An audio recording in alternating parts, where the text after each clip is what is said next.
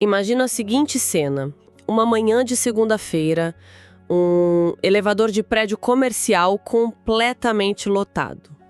O terror de todo mundo logo cedo. Pois é, as portas se fecham e, de repente, você tem dezenas de pessoas espremidas ali num espaço minúsculo de metal. Elas estão fisicamente tão próximas que os ombros chegam a encostar. O ar fica até denso, né? Totalmente. Todo mundo respirando o mesmíssimo oxigênio. Mas, se a gente olhar de perto, cada pessoa ali dentro tá absolutamente isolada no seu próprio mundo. Sim, cada um na sua bolha. Exato. Uma olha pro teto, a outra tá grudada no celular quase de forma obsessiva, uma terceira só encara os números dos andares piscando. Ou seja, existe uma proximidade física inegável, inseparável até, mas não tem um pingo de conexão real. É uma aglomeração de ilhas, basicamente. E olha, essa é uma imagem simplesmente brilhante pra gente começar. Ah, que bom que funcionou. Funcionou muito, porque visualmente, se alguém tira uma foto de cima desse elevador e mostra por aí, a primeira impressão é de um grupo super coeso, né? Todo mundo unidinho no mesmo espaço. A famosa foto de grupo. Isso, mas a realidade interna daquele ambiente é de um isolamento absoluto e total. E é exatamente essa desconexão profunda que muitas vezes usa a máscara da proximidade que fundamenta a nossa análise de hoje. Exatamente, é com muito entusiasmo que a gente abre a investigação de hoje. A gente trouxe para a mesa uma pilha de fontes que, sério, é fascinante. Muito rica, o material é denso. Sim, nós vamos mergulhar nos textos de estudo, nas exegeses e nos roteiros do professor Adailton Rodrigues.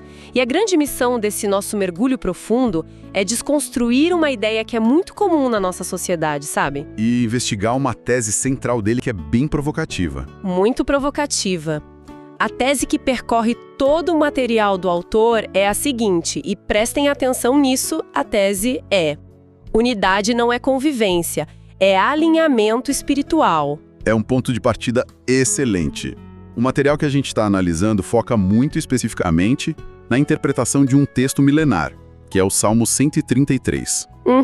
Um clássico. Sim, e o que fica muito claro já nas primeiras páginas dos textos do autor é que o objetivo dele não é de forma alguma romantizar as relações humanas.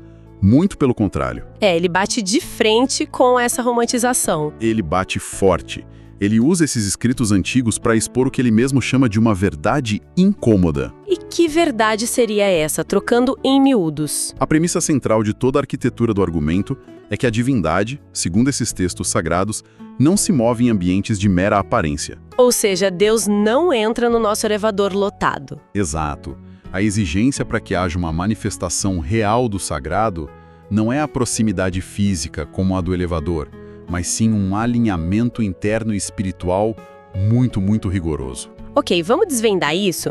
Porque para a gente entender essa exigência de alinhamento que o texto dele propõe, a gente precisa primeiro olhar para o diagnóstico que ele faz do comportamento humano, né? Que é a raiz do problema. Historicamente, a gente foi ensinado que a convivência pacífica é o objetivo máximo de uma sociedade civilizada. Então, por que a simples convivência que a gente acha que é tão positiva é tratada como algo tão perigoso ou insuficiente nessas fontes? Olha, para responder isso, a gente precisa mergulhar na exegese, na análise profunda que o professor Adailton faz logo do primeiro versículo do Salmo 133. O que diz aquele primeiro versículo mesmo? O original diz assim: "Ó, quão bom e quão suave é que os irmãos vivam em união." E o que é fascinante na teologia dele é como ele desconstrói essa palavra união. Porque não é só sentar junto, né? De jeito nenhum.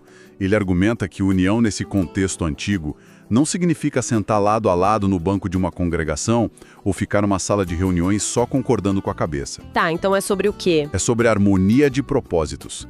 É sobre estar caminhando na exata mesma direção espiritual. O material defende que até inimigos declarados conseguem conviver no mesmo espaço, sabe? Nossa, sim, quando existe alguma conveniência, né? Tipo dinheiro, o estado social. A gente vê isso o tempo todo. Exatamente. Acontece muito. Na política de coalizão, em fusões de grandes empresas e até naquelas famosas festas de família. Todo mundo sorri pra foto no fim do ano, mas por dentro ninguém se suporta. É o clássico. A psicologia humana adora essa distância educada porque ela é segura. Ela simplesmente não exige vulnerabilidade de ninguém. E o autor leva essa dinâmica direta para o campo espiritual nas análises dele. Leva, e é aí que a coisa aperta. Ele diz que as pessoas podem se cumprimentar com aquele abraço efusivo, conversar sobre amenidades, participar das mesmas atividades de um grupo de fé. Podem até cantar as mesmas músicas no domingo, né? Sim, cantam as mesmas músicas. Mas, se por dentro elas carregam resistência oculta, ou divisões não resolvidas, orgulho e aquele desalinhamento de propósitos crônico, elas estão vivendo o que ele categoriza duramente como uma ilusão espiritual. Caramba! Ilusão espiritual é um termo forte. Muito forte. Elas estão sustentando uma convivência completamente vazia.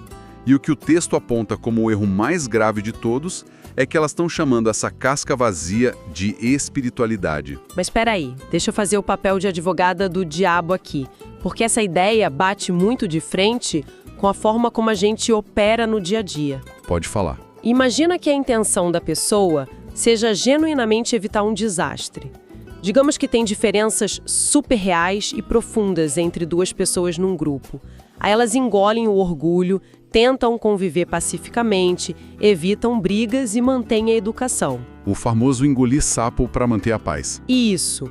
Ser educado e tolerante com alguém difícil é visto como algo ruim nessa visão do autor.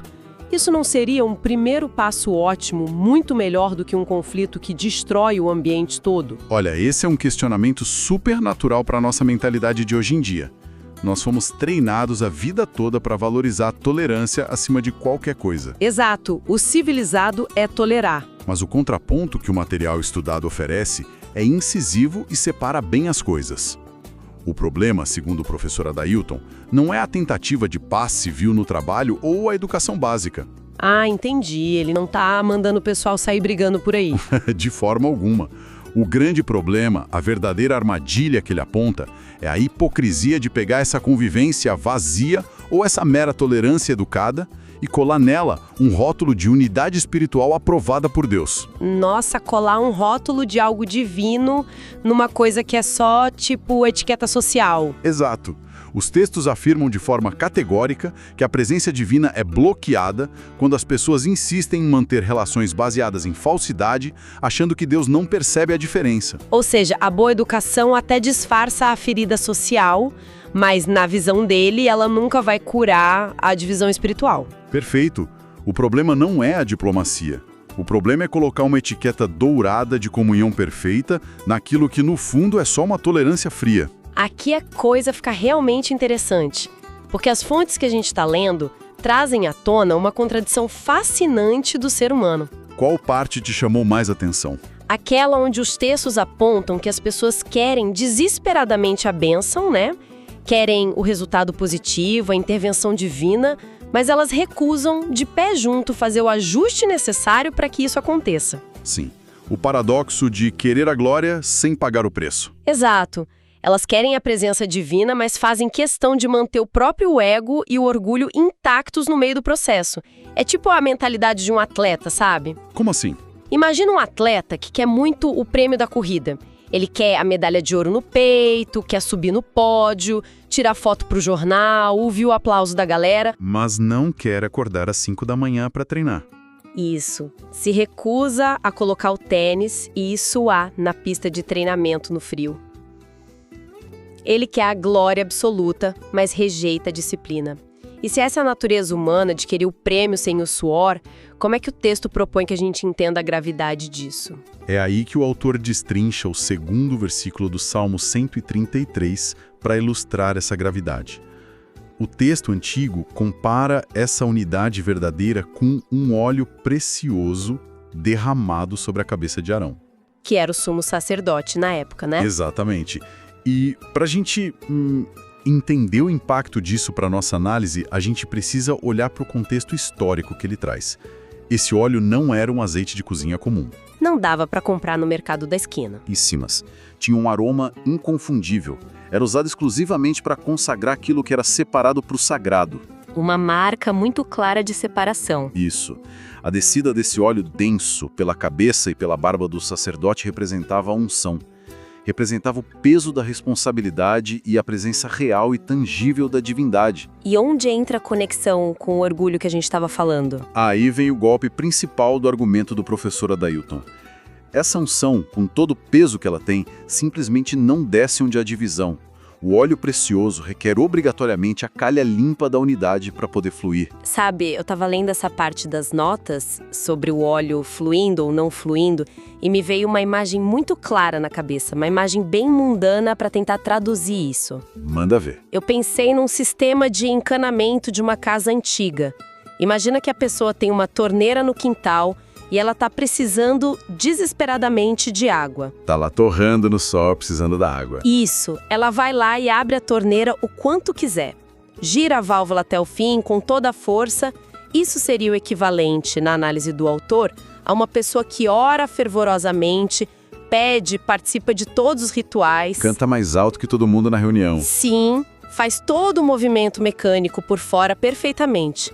Mas se lá no meio da tubulação oculta tiver um bloqueio massivo, se o cano estiver entupido por uma maçaroca de detritos... E esses detritos, traduzindo para a linguagem do nosso material, o autor nomeia super bem. Como ele chama? Ele chama de competição disfarçada entre os pares, vaidade espiritual e aquele orgulho silencioso que nunca é tratado. É a resistência hostil a qualquer mudança de postura. Exatamente isso. Se essa massa de detritos emocionais e de ego estiver presa no cano, a água, que na nossa analogia é a bênção ou a unção, simplesmente não vai passar. Não importa a força que você faça na torneira. Não adianta nada abrir mais a torneira ou pintar a válvula de dourado. O encanamento interno tem que ser desobstruído. E o que mais me chama a atenção na arquitetura do argumento dele é que o bloqueio não está na fonte da água. E também não está na falta de esforço externo. O bloqueio é a pura falta de alinhamento interno. A pessoa ou o grupo com aqueles atritos velados é o próprio obstáculo da coisa toda. Nossa, essa metáfora do encanamento capta a mecânica da exegese dele de um jeito perfeito.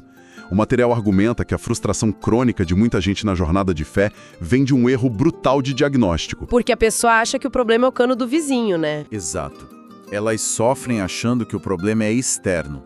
Pensam, talvez eu precise mudar de grupo, talvez a liderança seja o problema, ou eu preciso orar mais horas por dia. Quando, na verdade, a tese do professor Adailton é que o bloqueio é relacional.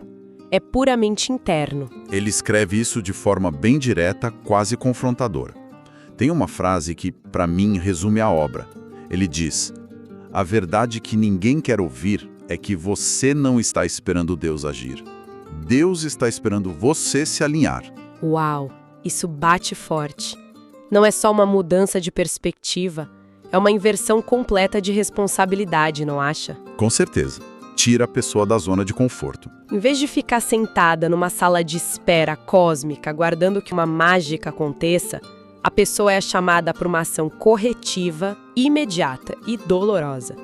Ela que tem que descer no porão e limpar a sujeira do cano. O autor divide a estrutura poética do Salmo 133 em movimentos lógicos para provar justamente esse ponto. Como ele faz essa divisão? No primeiro movimento, o texto mostra que a unidade real tem um valor inestimável. No segundo, com a imagem do óleo, a gente percebe que a unidade não é só um contrato social, ela gera um ambiente sagrado de fluxo. Tá. E o terceiro movimento? Porque entendendo que o orgulho e as agendas ocultas são os detritos que bloqueiam esse fluxo, a gente precisa olhar para a solução, né? Naturalmente. Onde é que a água jorra sem impedimento? As fontes que a gente está analisando dão uma coordenada para isso? Dão, e é uma coordenada surpreendentemente específica. O autor foca na terceira parte do Salmo que diz assim como o orvalho do Hermon que desce sobre os montes de Sião. Porque ali o Senhor ordena a bênção e a vida para sempre. Ele destaca bastante essa palavra ali, não é? Demais. O professor Adailton destaca o peso monumental e intransigente dessa pequena palavra, o ali. É uma palavra tão curta, né? 3 letrinhas. Mas dependendo de como você lê, ela carrega uma exclusividade gigantesca. É uma verdadeira demarcação de território. Absolutamente. Segundo o material, essa palavra destrói por completo qualquer ideia romântica de que o favor divino é jogado ao acaso, tipo confete no vento caindo em qualquer lugar. Cai sobre qualquer um que estiver passando. Não é assim. O autor defende que a bênção não está espalhada em todo lugar que as pessoas decidem se aglomerar. Ele afirma enfaticamente que a presença não se manifesta em qualquer ambiente. Tem um pré-requisito, então. Sim, a mensagem teológica central aqui é que a divindade estabelece condições muito rigorosas, e o ali, esse lugar geográfico e espiritual específico, é única e exclusivamente o ambiente construído pela unidade verdadeira e sem hipocrisia. Trazendo para o nosso dia a dia como se a resposta que as pessoas tanto buscam tivesse um endereço fixo, né? Um CEP muito bem delimitado no GPS. Essa ideia do CEP é muito boa. Não adianta rodar a cidade inteira, gastando gasolina a esmo, procurando a sua encomenda, se você não tiver posicionado na rua e no número exatos que foram programados para entrega. O ambiente do grupo tem que estar alinhado com um CEP. Perfeito. E a genialidade do texto antigo que o autor aprofunda está no uso da metáfora climática, o orvalho do Hermon. Para a gente entender por que essa imagem é tão poderosa, tem que olhar para a geografia da época. O que tinha de especial nesse Monte Hermon? O Monte Hermon era uma montanha massiva com picos nevados que ficava no extremo norte. E aquela era uma região que lidava com secas brutais e um calor implacável. A vegetação devia morrer torrada o tempo todo. O tempo todo. Então, a umidade constante que descia do Hermon na forma de orvalho não era só uma neblina bonita para tirar foto. Era literalmente uma questão de vida ou morte para a flora e fauna de Sião, que ficava mais ao sul. Sem o orvalho, tudo morria. Tudo perecia. O texto usa essa imagem drástica para simbolizar algo muito vital. A unidade verdadeira não serve só para dar um arrepio gostoso no domingo de manhã. Ela é um mecanismo de sobrevivência que sustenta a vida a longo prazo. É o que garante que a coisa fique de pé. Isso. O orvalho representa uma renovação diária, constante, insistente e incrivelmente silenciosa. Ah, silenciosa. Eu gosto muito de você ter pontuado essa característica, porque o silêncio do orvalho se opõe diretamente àquela ideia que a gente vê muito na mídia de que espiritualidade de verdade tem que ser barulhenta. Cheia de luzes e microfones, né? Pois é. Movimentos grandiosos, discursos inflamados, mas o orvalho cai no meio da madrugada, na escuridão total, sem fazer o menor ruído. E quando o sol nasce, a terra árida está molhada e a vida está garantida por mais um dia. Esse contraste é super proposital na argumentação do autor.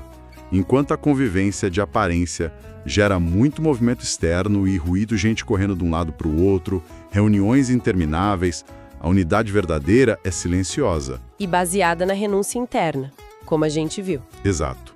Onde há divisão encoberta, o autor alerta que os relacionamentos entram em atrito. A fricção gera um desgaste, o ambiente fica tóxico, pesado e fatalmente tudo seca e morre. Não dá para resolver colocando mais evento na agenda. Não dá. Só se resolve com arrependimento e concordância real. Agora, para quem está acompanhando a nossa investigação e tem um perfil mais analítico que gosta de cruzar os dados para ver se a tese para em pé, se essa regra da unidade como condição inegociável vale para esse salmo, ela se sustenta no resto dos textos? É uma ótima pergunta. O autor não isola a ideia de jeito nenhum. O professor Adailton constrói uma teia de conexões bíblicas bem robusta para provar que esse é um padrão imutável do começo ao fim dos textos sagrados. E ele cita outras fontes, então? Cita várias. Ele traz, por exemplo, o Evangelho de João no capítulo 17. É um momento super dramático, pouco antes da crucificação, onde Jesus faz uma oração longa e final. E o que ele pede nessa oração? Segundo a fonte, é notável que ele não gasta seus últimos minutos orando para que os seguidores tivessem uma boa convivência social ou fossem bons diplomatas. Ele vai direto na raiz. Sim, ele ora desesperadamente por uma unidade existencial profunda, como se fosse a prova final da validade da mensagem dele para o mundo. Nossa, ele eleva o sarrafo da unidade a um nível absurdo. É quase inalcançável sem uma mudança interna drástica. E tem também aquela menção a Efésios, né? que dá um tom de urgência para a coisa toda. Tem sim. Em Efésios 4:3, o comando é para se esforçar diligentemente para preservar a unidade no espírito. E o uso da palavra preservar ali destrói a ilusão de que a unidade é um estado mágico que acontece sozinho se você deixar fluir. Exige suor. Exige. Implica que a unidade verdadeira sofre ataques diários do ego humano e precisa ser defendida com intencionalidade. Ele também aponta para a mecânica do evento de Atos 2, o famoso derramamento do Espírito. Onde tudo começou para a igreja primitiva. E como ele conecta isso com a teoria do bloqueio. Ele destaca o pré-requisito daquela cena toda. A grande manifestação com vento forte e tudo mais só rolou porque, segundo o texto, o grupo inteiro estava todos unânimes no mesmo lugar. Ou seja, o cano estava totalmente limpo e desobstruído. Nenhuma agenda competindo. Perfeito. O alinhamento era a condição para o óleo descer. E para fechar essa construção com chave de ouro, o autor traz a provocação lógica mais afiada, que vem do profeta Amós. Aquela do capítulo 3. Essa mesma. Andarão dois juntos se não estiverem de acordo? Essa pergunta do profeta é genial porque funciona quase como um problema de física básica. Imagina dois vetores desenhados num quadro negro. Um puxa com força para o norte e o outro puxa com a mesma força para o sul. A energia gasta é absurda. Imensa, mas o objeto no centro não sai do lugar.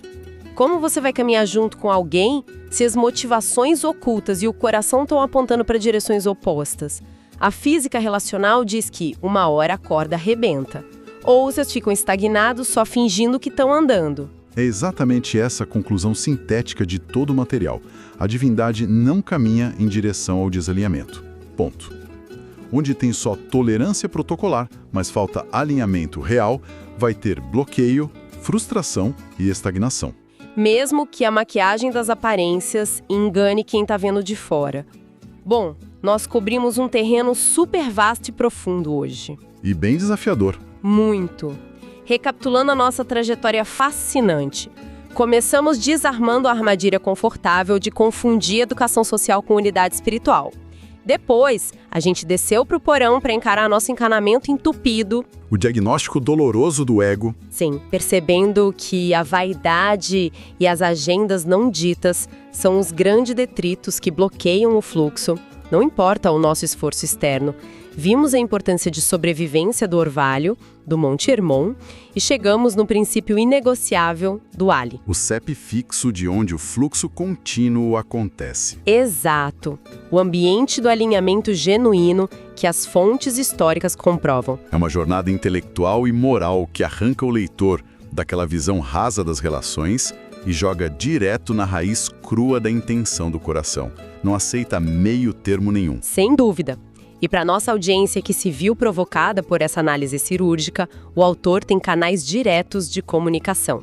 Para quem quer parar de alimentar essa espiritualidade de fachada, o professor Adailton Rodrigues convida todo mundo para o canal Gotas de Sabedoria no Telegram. Tem muita coisa boa lá. Tem sim. E as análises completas, roteiros e textos estão lá no Instagram, no @prof.adailtonrodrigues e no YouTube também, no @oprofeta_oficial 2030. Vale super a pena conferir o trabalho na íntegra. Sabe, revisando e absorvendo o peso de todas essas fontes que o autor reuniu, fica uma reflexão final martelando na cabeça. Uma implicação profunda que pulsa nas entrelinhas de todo o argumento dele. Conta pra gente. Nosso momento final é sempre a hora que as melhores fichas caem para quem nos ouve. O material todo constrói a ideia inabalável de que a verdadeira unidade não é um evento meteorológico, não é um acidente cósmico feliz, ou um sentimento gostoso que surge do nada num dia bom. A premissa é que a unidade é uma decisão espiritual consciente, ativa e diária. E isso muda tudo, né? Muda completamente a matemática das nossas interações. Isso significa que toda vez que alguém entra numa sala, seja naquela reunião de diretoria super tensa, no meio de um jantar de família complicado, ou cruzando as portas de um ambiente de fé, essa pessoa nunca é um espectador neutro. Ela não é só cenário. Nunca. Pela postura interna dela, pelas mágoas que ela decide guardar ou perdoar, ela está decidindo, segundo a segundo, o papel dela. Ela está decidindo se vai ser um catalisador de conexão, construindo aquele exigente ali para que o orvalho caia. Ou se ela vai erguer muros, né? Isso. Ou se vai, de forma muito polida e secreta, erguer tijolo por tijolo os muros invisíveis que vão garantir que aquele ambiente continue estéril e seco. Caramba! Isso nos puxa direto de volta com uma força absurda para nossa imagem inicial, aquele elevador comercial abarrotado logo de manhã. A gente olha mais uma vez para aquelas pessoas espremidas, encostando os ombros, respirando juntas, mas tão tragicamente separadas por esses muros invisíveis de orgulho e autopreservação. Todo mundo perto, mas todo mundo muito longe. E à luz de toda essa complexidade do alinhamento verdadeiro que a gente desvendou hoje, fica a provocação para nossa audiência levar para o resto do dia. Se a presença e as soluções dependem da queda dessas barreiras internas, quantas oportunidades incríveis de conexão real, ou quantas daquelas exatas respostas que a gente passa a vida inteira pedindo, não estão pairando no ar do nosso lado agora mesmo, a centímetros de distância, apenas esperando, no silêncio, que a gente tenha coragem de derrubar as nossas próprias divisões internas para que elas finalmente encontrem um chão limpo para pousar.